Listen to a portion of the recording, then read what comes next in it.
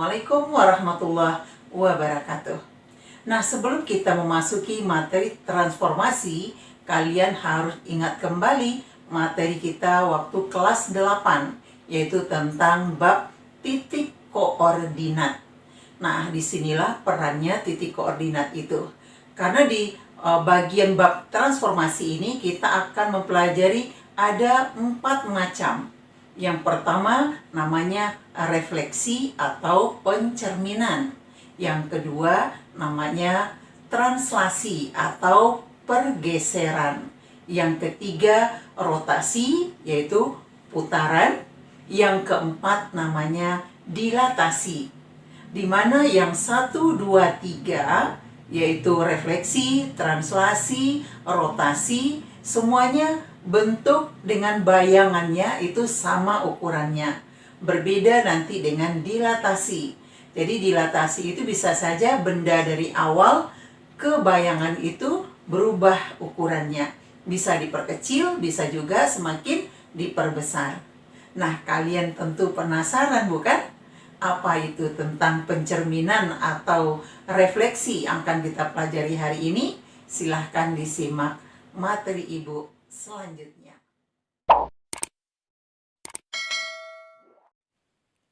Sebelum kita memulai pelajaran tentang refleksi atau pencerminan, kita ingat kembali materi tentang titik koordinat. Contohnya di sini, lukiskanlah titik 3,-5 pada bidang koordinat kartesius di samping. Koordinat titik A adalah 3,-5. Artinya X-nya 3, Y-nya -5.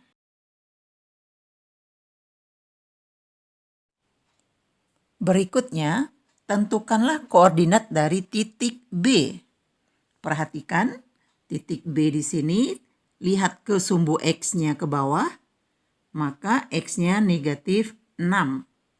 Kemudian kita lihat ke sumbu Y-nya ke samping, maka Y-nya adalah 4. Sehingga B ini berada pada koordinat -6,4. Baik anak-anak, nah selanjutnya yang harus kalian ingat adalah yang ini. Pertama, manakah yang menyatakan sumbu X pada gambar ini?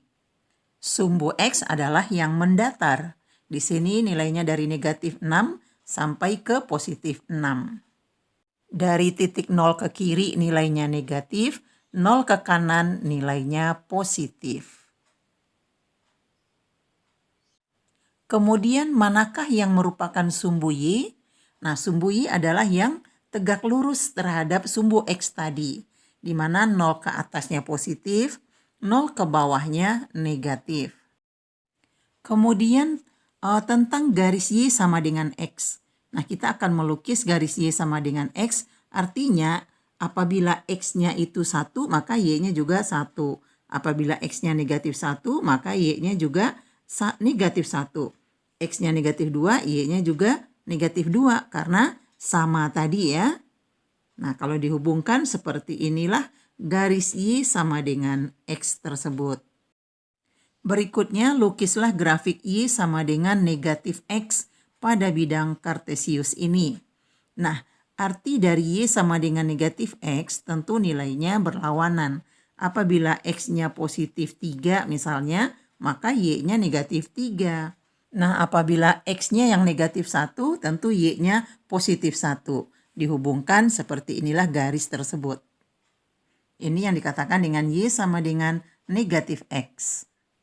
Nah, dalam kehidupan sehari-hari, pernahkah kamu mengamati bayanganmu saat bercermin? Nah, sebagai ilustrasinya, perhatikan gambar berikut. Misalkan ada objek di sini, jarak objek ke cermin itu adalah S. Kemudian jarak dari cermin ke bayangan itu adalah X aksen. Dan tinggi dari sebuah objek itu akan sama nanti dengan tinggi pada bayangan. Refleksi atau pencerminan itu adalah suatu transformasi yang memindahkan setiap titik-titik pada suatu bidang dengan menggunakan sifat-sifat bayangan pada suatu cermin, yaitu jarak dari objek ke cermin sama dengan jarak dari cermin ke bayangan. Contoh soal yang pertama.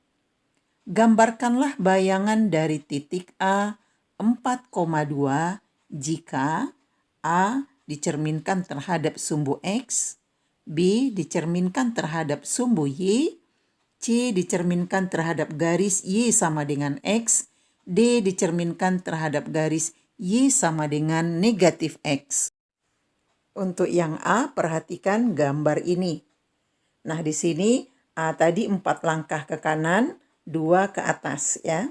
Sumbu X sebagai cermin, artinya titik A tadi jaraknya ke cermin adalah 2 langkah, maka jarak dari cermin ke bayangan juga 2 langkah. Disinilah bayangan dari titik A yang tadi. Selanjutnya sumbu Y-nya yang sebagai cermin. Titik koordinat A tadi di 4,2 dicerminkan terhadap sumbu Y. Maka jarak dari titik A ke sumbu Y adalah 4 langkah. Tentulah bayangan juga 4 langkah dari cermin. Nah, disinilah koordinat titik bayangan.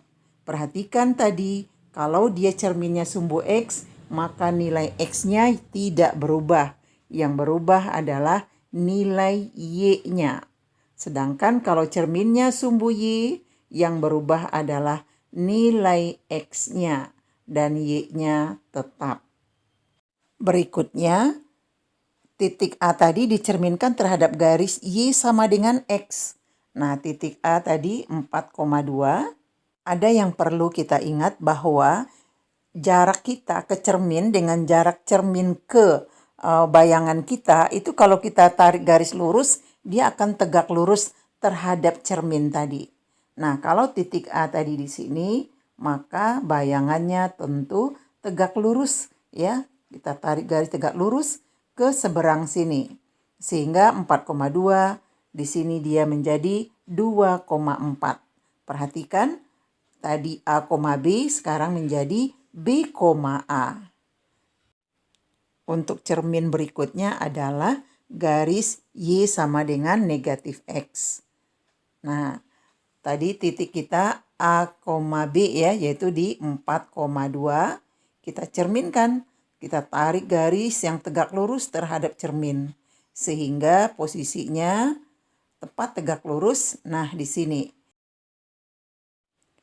Contoh yang kedua, diketahui titik L 4,-3, tentukan bayangan titik-titik tersebut jika direfleksikan terhadap sumbu X, sumbu Y, garis Y sama dengan X, garis Y sama dengan negatif X, garis Y X sama dengan 2, garis Y sama dengan 1, dan terhadap titik asal 0,0. Titik L 4 ke kanan, 3 ke bawah. Koordinat L di sini. Kita akan cerminkan terhadap sumbu X. Kita hitung jarak titik L ke cermin atau ke sumbu X. Yaitu jaraknya sebanyak 3 langkah. 1, 2, 3. Nah, sekarang tentulah jarak dari cermin ini ke bayangan juga 3 langkah. Ya, kita hitung 1, 2, 3. Disinilah titik koordinat misalkan L1. Misalkan L1 yaitu koordinatnya 4,3. Kemudian sekarang sumbu Y sebagai cerminnya. Maka dari L tadi ke cermin jaraknya juga 4. Ke kirinya juga nanti dari cermin sumbu Y ini juga 4 ke kirinya. Salah ya, yang hijau itu salah. Yang benar yang ini ya, ini salah. Jadi disinilah titik bayangannya, yaitu di koordinat negatif 4, negatif 3. Berikutnya, garis Y sama dengan X sebagai cermin. Sehingga titik L ini akan kita cari bayangannya. Tentu dia akan tegak lurus bayangan itu dengan benda aslinya terhadap cermin ya. Ini kalau kita tarik garis, dia akan membentuk garis yang tegak lurus terhadap cermin. Maaf di sini garis ibu agak bengkok-bengkok. Nah ini dia. Sehingga koordinatnya adalah, kita misalkan sekarang L3 ya, negatif 3,4. X-nya negatif 3, Y-nya 4. Selanjutnya, titik L akan kita cerminkan terhadap garis Y sama dengan negatif X. Nah, kalau di sini cerminnya dekat ya, tentu bayangannya juga dekat. Nah, di sini lihat dia. Di sini titik L, maka bayangannya di sini.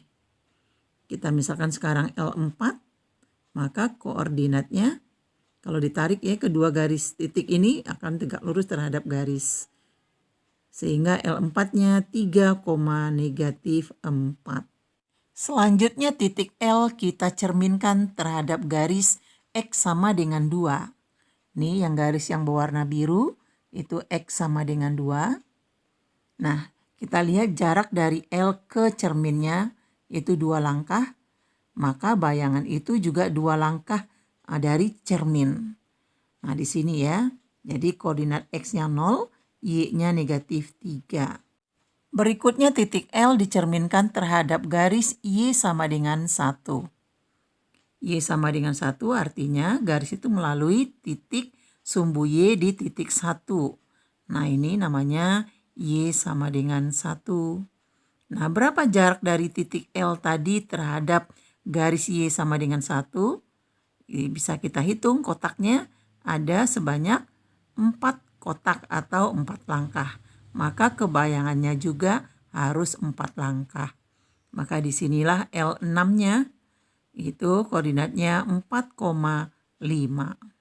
Berikutnya titik L kita cerminkan terhadap titik asal atau koordinat 0,0. Kalau dia dicerminkan terhadap titik asal, maka koordinatnya langsung terbalik tandanya. Tadi X-nya 4, sekarang menjadi negatif 4. Kalau Y-nya tadi negatif 3, sekarang menjadi positif 3.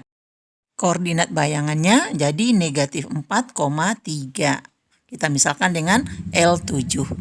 Demikianlah anak-anak sekalian, materi ini akan bersambung ke video part 2 berikutnya.